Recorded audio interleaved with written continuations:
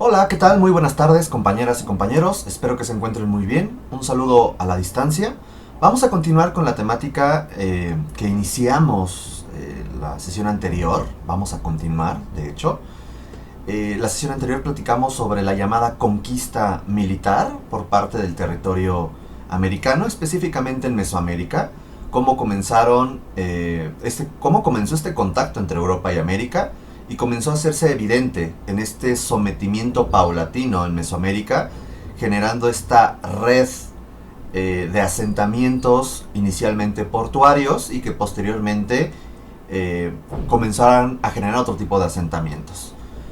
Eh, el día de hoy vamos a platicar sobre esta misma idea del el encuentro cultural de América y Europa, pero esta vez le llamaremos la conquista espiritual. No hablaremos del sometimiento militar, sino ahora de la evangelización y los llamados pueblos de indios y el sincretismo artístico que se va a comenzar a evidenciar a partir de la religión. Y veremos el gran género sincrético arquitectónico que es la arquitectura conventual y algunos de sus variantes. Es un tema muy amplio que trataré de ser lo más sintético posible.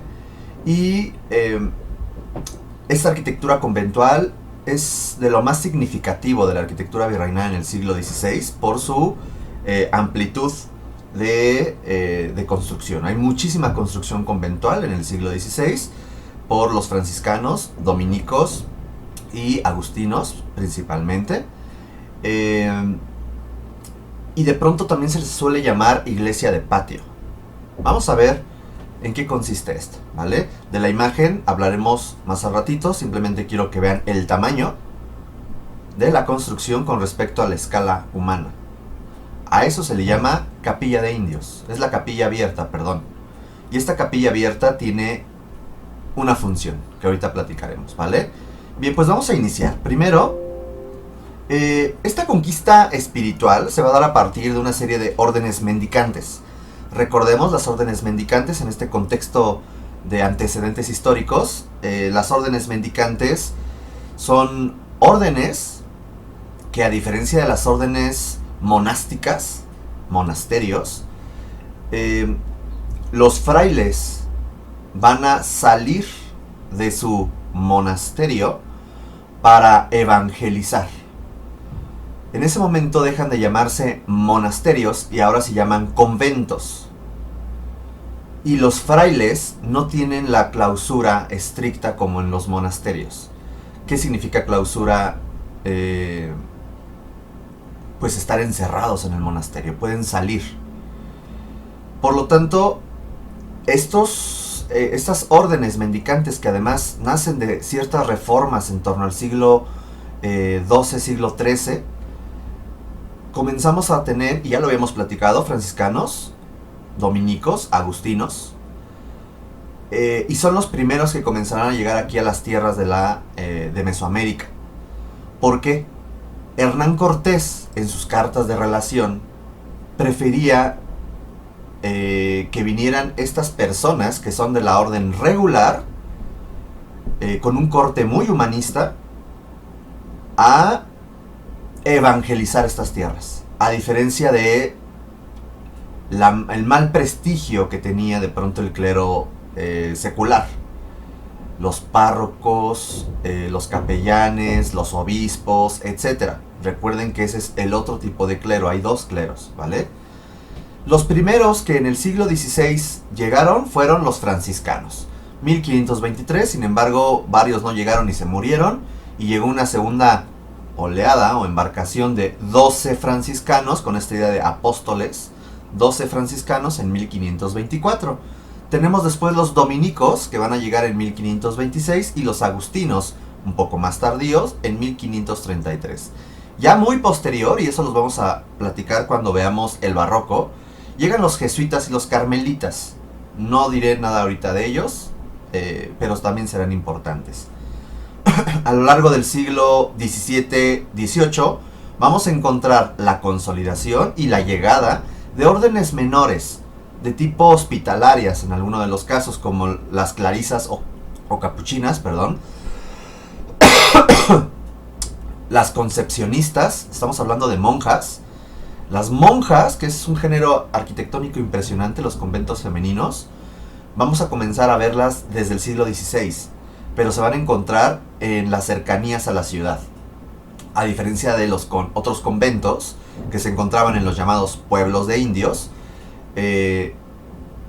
vamos a encontrar que también estos conventos se van a generar en los alrededores de los asentamientos urbanos, como es el caso de los conventos femeninos, hasta que La Mancha creció y bueno, pues ahora ya están dentro de la ciudad los conventos. Vamos a tener los jerónimos, lazarinos, juaninos, hipólitos, mercedarios, dieguinos, betlemitas, brigidinas, que son diferentes órdenes con diferentes tipos de atuendos, y no es que fueran muy diferentes uno de los otros, pero tenían ciertas reglas y ciertas advocaciones de la Virgen María, ciertos santos, ciertas santas que seguían como referentes en su forma de entender la vida, ¿vale? Y de evidentemente evangelizar. Unos cuidaban, sobre todo los frailes y las monjas en general, comenzaron a hacerse cargo de la educación, de la salud. Eran protectores, claro, salvo algunas excepciones, pero ellos venían con estas ideas humanísticas que platicamos cuando vimos la sesión del humanismo y el renacimiento. Venían con muchas ilusiones de generar cosas nuevas, porque a diferencia de África, donde se hablaba de la esclavitud, los indígenas fueron pensados como alguienes que tenían alma, como si fueran unos pequeños niños perdidos, a diferencia de considerarlos como animales o una cosa así. Claro, este fue un concepto que fue cambiando y de pronto la misma corona dijo, hay que protegerlos y hay que evangelizarlos. Aquí tenemos la consagración de los templos paganos y la primera misa en México Tenochtitlán, una vez que cae el 13 de agosto de 1521.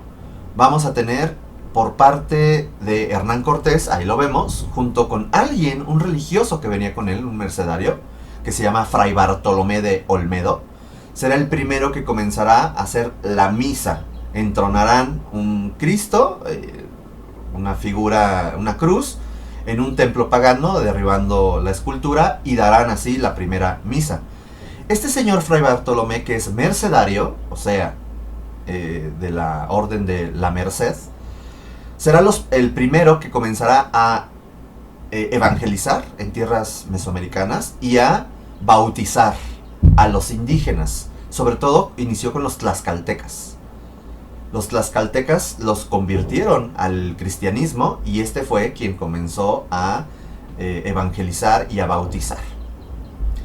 Tenemos esta pintura donde está bautizando Fray Bartolomé de Olmedo a ciertos caciques tlaxcaltecas, y bueno, vemos, no vamos a hablar mucho de ello, pero bueno, vemos todo esta mezcla entre lo cristiano, entre lo aristócrata peninsular, los indígenas que están siendo bautizados, etc. De pronto por ahí se habló, imagínense el gran choque para la Biblia, que de pronto encontraran un enorme continente que la Biblia no mencionaba. Por ahí de pronto comenzó a decirse que la gente que vivía en América era el pueblo perdido de Israel. Por ahí de pronto dijeron que Santo Tomás Apóstol, ¿se acuerda ese santo de los arquitectos? Que cuando se fue a Oriente a evangelizar, a predicar, no se fue a la India, sino se fue más allá, y que llegó a estas tierras americanas y que comenzó su apostolado justamente con este pueblo perdido de Israel. Historias que intentó buscar alguna respuesta en la Biblia y bueno, comenzaron a generar muchos supuestos. Aquí vemos, esta es una imagen de Huejotzingo en el estado de Puebla, es un convento franciscano, y vemos ahí los 12 primeros franciscanos que llegaron a estas tierras. En esta idea de seguir esta idea como de los 12 apóstoles, ellos vinieron. Evidentemente no se pudieron acostumbrar. Algunos murieron en el camino y otros llegaron acá y se murieron. Un contexto totalmente diferente al clima, a la fauna, a la flora de allá, con el de acá. Y además hacerse un viajecito de Europa para acá tampoco era muy fácil. No era muy confortable, no era también muy salubre. Tenemos por ahí a Martín de Valencia y Fray Toribio de Benavente, llamado Motolinía, que fueron dos de esos 12 franciscanos que llegaron. Aquí es muy importante entender lo siguiente. Existirá un real patronato de la corona, que se va a conocer como el Regio Patronato Indiano. ¿Qué significa eso? Será una concesión que los estados papales, o sea, el papa, le va a dar al rey o a los reyes de España para que puedan dividir el territorio en diócesis, o sea, dividir el territorio nuevo en provincias religiosas.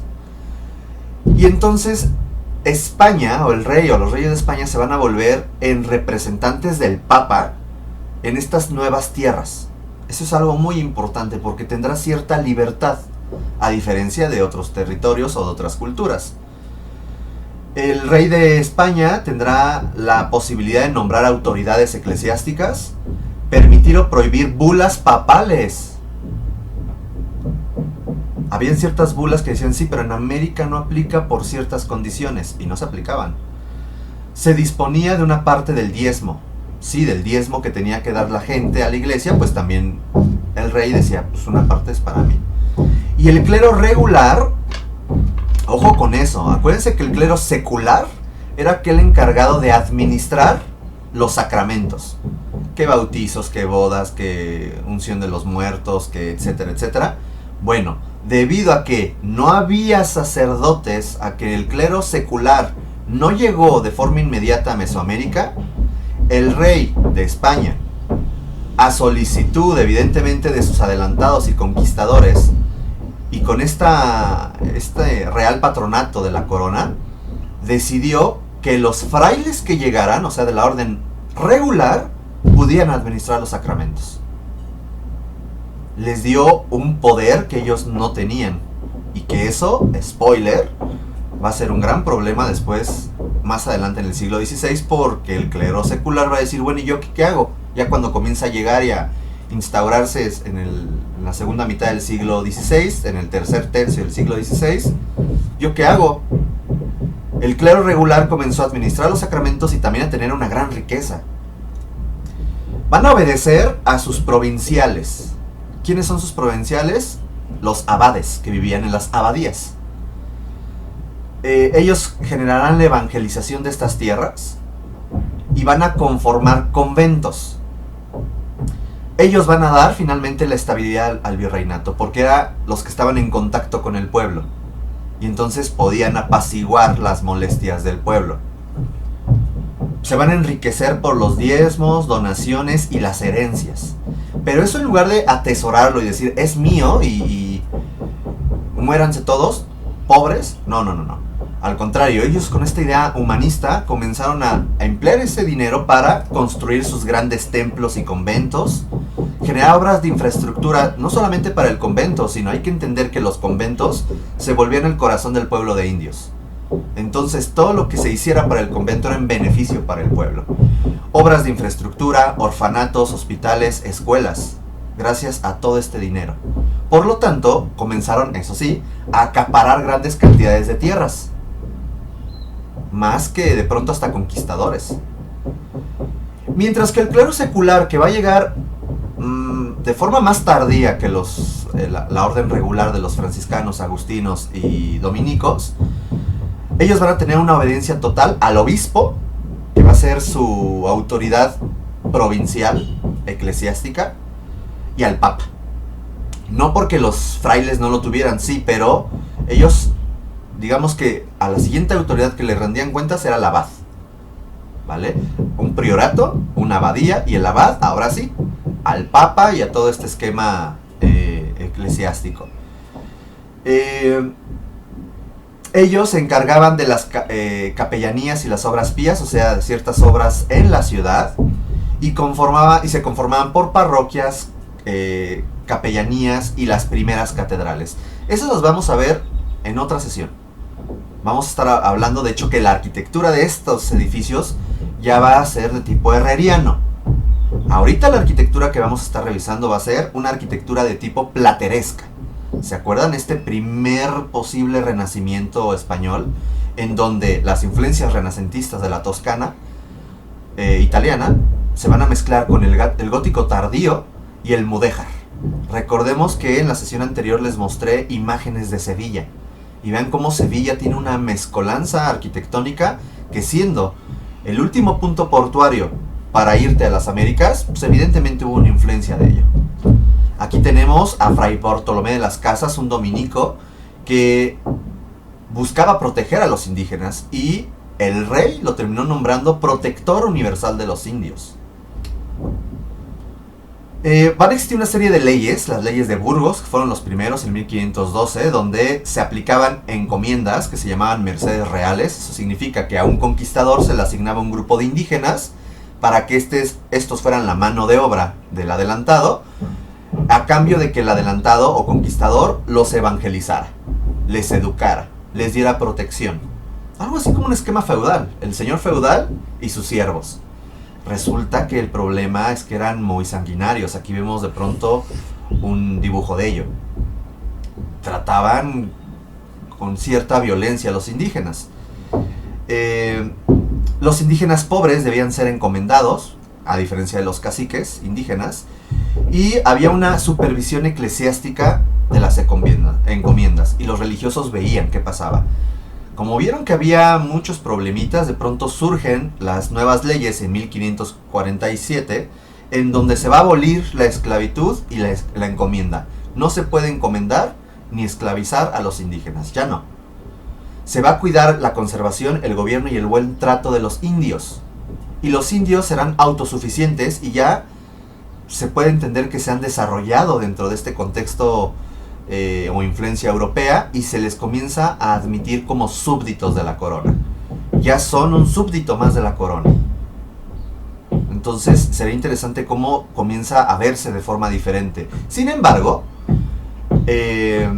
la viruela principalmente hizo añicos a la población indígena. Podemos ver aquí que entre 1518 a 1545, cuando las nuevas leyes, pues prácticamente la población pasó de un 25% de millones de habitantes, 25 millones de habitantes, a 5 millones de habitantes. 20 millones se murieron. Y esos pocos indígenas, pues evidentemente fueron perdiendo terreno, por así decirlo, frente a la mezcla, a los mestizos, que van a ser el resultado de españoles e indígenas, y los peninsulares. ¿Ok? Vamos a tener los primeros frailes humanistas que comienzan a generar obras de gran valor y de gran referente humanista. Fray Jerónimo de Mendieta, en su Historia Eclesiástica Indiana, comienza a hablar de todas estas posibles utopías que se pueden desarrollar aquí en el territorio que será llamado la Nueva España. Fray Juan de Torquemada, por ejemplo, nos habla también de todo este esquema de cómo funcionaba la monarquía indiana. Estos dos frailes será muy importante porque terminan siendo una especie de cronistas de lo que también pasaba en el territorio de la Nueva España. Fray Bernardino de Sahagún escribirá la Historia General de las Cosas de la Nueva España, quienes también se utilizan realmente sus documentos para entender qué estaba pasando en ese momento, cómo se dio el proceso de la evangelización. Fray Pedro de Gante, que por cierto era familiar de Carlos I o Carlos V, eran primos me parece.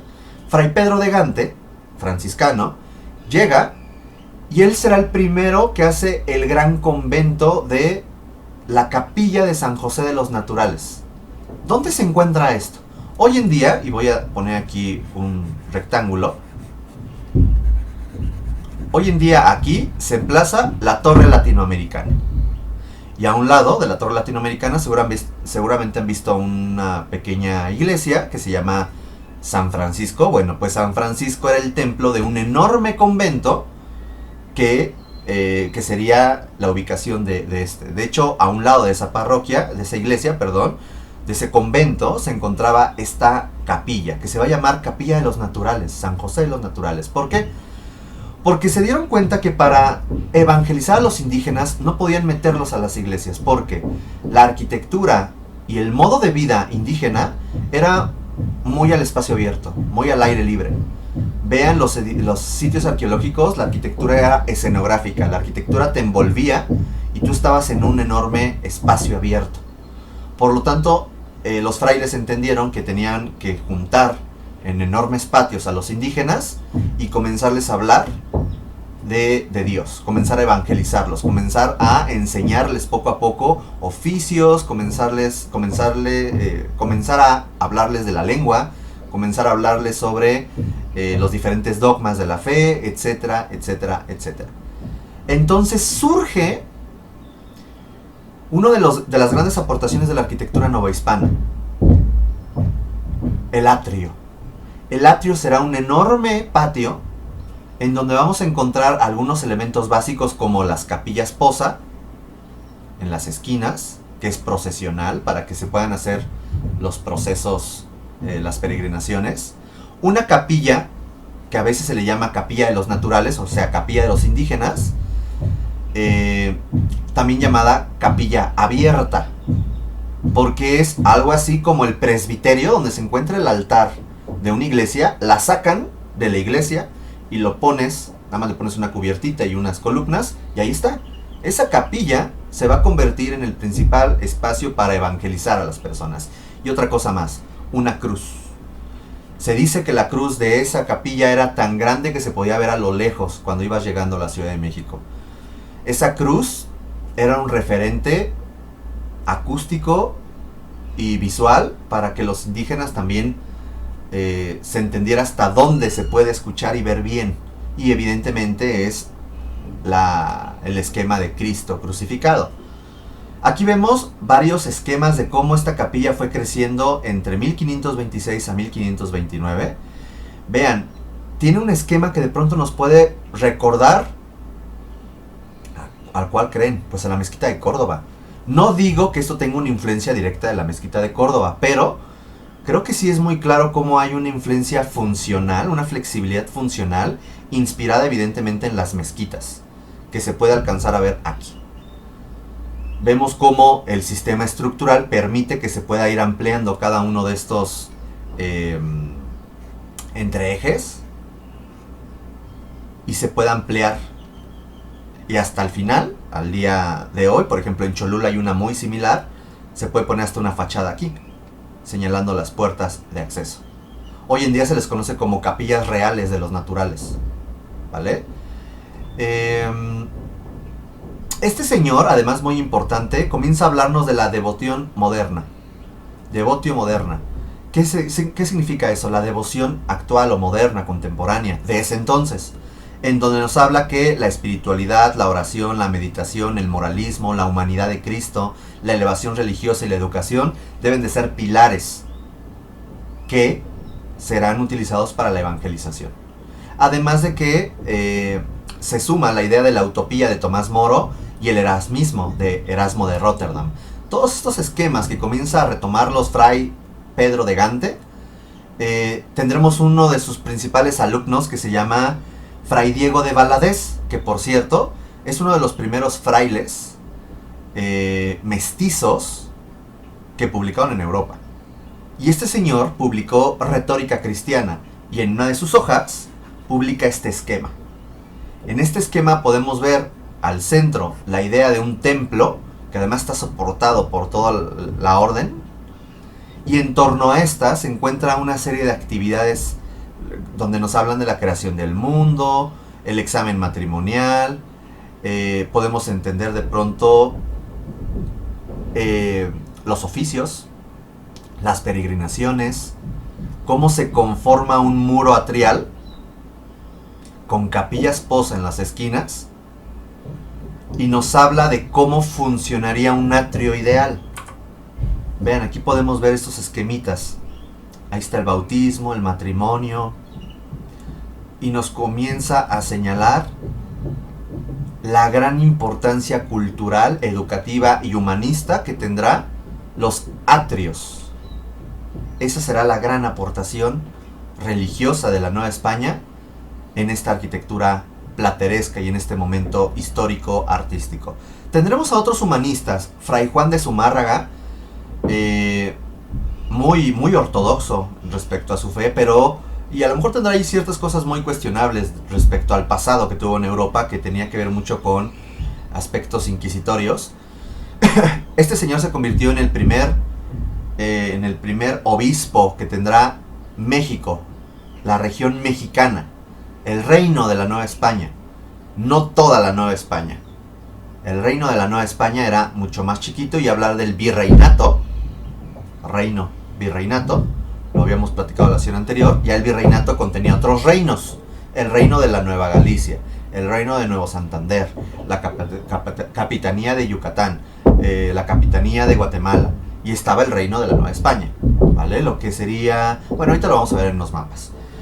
Fray Juan de Zumárraga será el que, a partir de la Virgen de Guadalupe de Extremadura de 1326, que sí, ojo, es morena, nada más que su ropa es azul, comienza un sincretismo entre Tonantzin, nuestra madrecita para los indígenas mexicas, que tiene una relación con la Coatlicue, etc. Comienza a hacerse una mezcolanza cultural, y uno de los mejores ejemplos del sincretismo cultural de Europa y América será la Virgen de Guadalupe del Tepeyac de 1531. Y justamente Fray Juan de Zumárraga será el que buscará instaurar la idea de la Virgen de Guadalupe, la cual, por cierto, durante el siglo XVI, principios del siglo XVII, no tuvo gran relevancia, porque habían otras advocaciones marianas. No existen muchas vírgenes, es una sola virgen, la Virgen María, con diferentes apariciones. A eso se le llama advocaciones. Una de estas apariciones o advocaciones marianas es la Virgen de Guadalupe, pero tenemos la Virgen del Rosario, la Virgen de la Inmaculada Concepción, etcétera, etcétera. Ahorita vamos a ver un poco eso. Será hasta mediados del siglo XVI, siglo XVIII, cuando la gente que ya había nacido ahí, que son los mestizos, pero también los criollos, comienzan a tomar como estandarte de identidad nacional a la Virgen, y hacen a un lado a la Virgen de Fátima, que era una virgen muy europea de los jesuitas. Pero vamos a verlo eso mucho más adelante, ya en el barroco un poco más tardío. Aquí hay ejemplos del catecismo testeriano, Testera, quien fue uno de los primeros que hizo catecismos, libritos, en donde mediante la idea de los tlacuilos, que eran los que dibujaban los... se me fue los nombres. Bueno, que hacían estos dibujos prehispánicos, se me fue el nombre, estos códices, ya estamos viendo una influencia de ello a través de estos dibujitos. Muy extraño, muy, a lo mejor hasta kitsch, pero interesante. Digo, aquí vemos a Cristo, ¿no? Aquí vemos cómo la idea de la crucifixión, y empezamos a ver cómo con dibujitos, como no sabían leer castellano los indígenas, pues de pronto tratan de, con dibujitos, explicarles qué es lo que pasaba para evangelizarlos. Este señor, Fray Juan de Zumárraga, además fue el primero que fundó el Colegio de la Santa Cruz de Tlatelolco, el primer colegio de indígenas. Era un convento que tenía una función educativa para los indígenas, y también traería la primera imprenta en 1539. Este edificio me parece que está bajo custodia de la UAM o de la UNAM, no recuerdo, pero esto es Licenciado Verdad, esta calle, y esta otra calle se llama Moneda. ¿Sí es Moneda?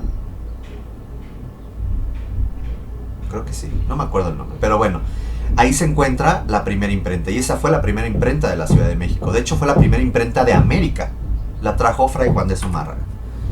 Tendremos otro fraile dominico, que es Fray Vasco de Quiroga, llamado Tata Vasco, con la idea de papá, ¿no? Como si fuera un padre por los indígenas, fue llamado Tata Vasco. Él también, con estas ideas humanistas, trajo la idea de hacer la primera catedral ideal que fuera panóptica. ¿Qué significa eso? Que si aquí está el altar, pudiera ser vista por diferentes puntos. Pero esta iglesia que estaba en Pátzcuaro, proyectado para Pátzcuaro, las condiciones sociales y las condiciones del suelo no permitieron nunca poder construir esta catedral ideal del Tata Vasco. Además de que los criollos y peninsulares comenzaron a decir, pero ¿por qué Pátzcuaro será la capital de hoy Michoacán, ¿no? de lo que sería esa región? Vamos a mudarnos a Valladolid, hoy Morelia. Entonces hubo varios casos que impidieron poder construir esta catedral ideal. Hasta aquí vamos a dejar esta primera parte del video y en breve continuamos. Gracias.